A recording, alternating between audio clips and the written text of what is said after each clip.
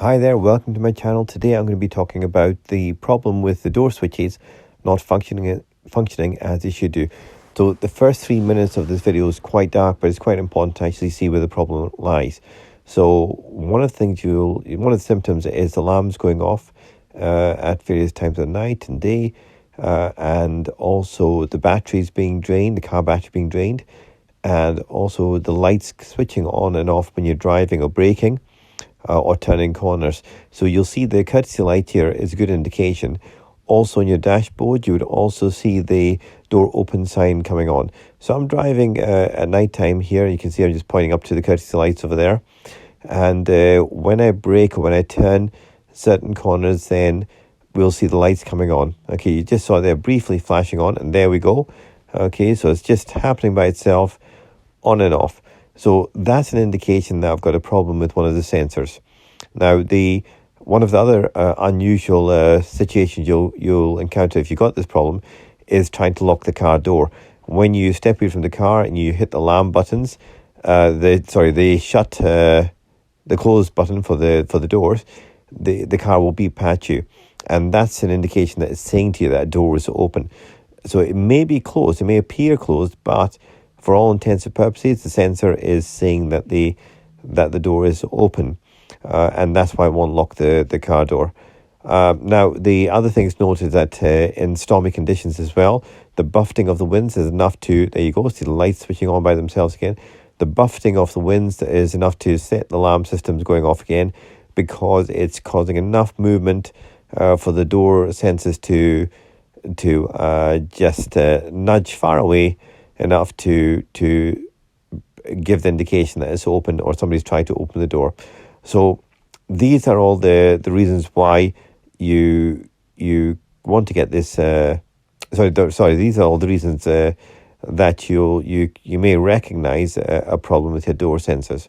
You do want to get these fixed quite quickly, because they never get better by themselves. They just cause more problems. So what exactly causes the problems? You've only got another 40 seconds of this darkness, by the way, and you can see again lights on. You've only got another 40 seconds, and then you're back in the daylight for me repairing the switch. So what are the reasons for this to occur is that these Alphards are 20 years plus old as they arrive into the country, the vast majority, and about 20 years maximum, and usually about 10, 15 years old.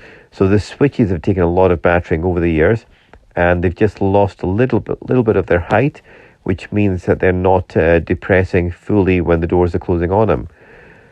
Now, how do you repair this? Well, this is the side door one, and there's a latch there, so it just gives you an indication of where you are. So that's the side door, there's a latch, and there's a switch there. Okay, as the door closes, it pushes against this switch. Okay, this is the one that's been causing me the problem. How do you find out? Well, you tape it down. Okay, and if the problem goes away, then you know that's that switch. Okay, so tape each one down individually, and if there's no problem anymore, it's that switch. Okay, so there we go. There's the location for it. It's like a rubbery kind of grommety kind of material here, and as I said, that switch depresses. Now, how do you get that switch out? Well, underneath it, there's a little bolt, which is on a torque screw head. Okay, and that's just below that button. And essentially, it's a T25, I believe. Don't quote me on that. But I think it's a T25, which you'll need to unscrew and just pull out. So you unscrew it all. Make sure you don't drop your torque key. Okay, it's quite a narrow one, so you do need a torque key, and I'll show you one just over here. And here you go. Okay, that's your torque key you want to remove, T25, and that's the rubber removed now. So, as you can see, there's a couple of ways you can actually do this. One is you can just fill that little bit of depression there where the button depresses with the plastic, or in this case, I'm going to fill it up with a bit of silver foil and a bit of glue, or you can just use glue all together, just a quick hardening glue. I prefer to use a bit of silver foil and a bit of glue, just so it doesn't stick to the plastic. There you go. That's the Torx head. You can see it's a star-shaped kind of cavity, and this is the torque wrench here, or the torque key, which is slim, so you can get into that tight area. Okay, and that's how you remove it. So at least you can now see what you're trying to aim for, because it's very difficult to actually see it on the vehicle when it's actually in situ. Okay, so what we're going to do is we're now going to fill this up with a bit of, I've used the hot glue gun, a bit of silver foil, but essentially anything. You're just trying to decrease the distance the button is going to push down on. Okay, so I'm doing it here, and I'm just making that so it's pushing down on the button a little bit. Okay, now there's a better way of doing this, which is, in fact, it's a much better way of doing it. Instead of doing it this way, is to actually put a little cap on the button itself. Okay, we'll see the button later on. So rather than doing it this way, which it can be done, but I think in retrospect, I would just actually make a little hat for the button. Okay, so here we go.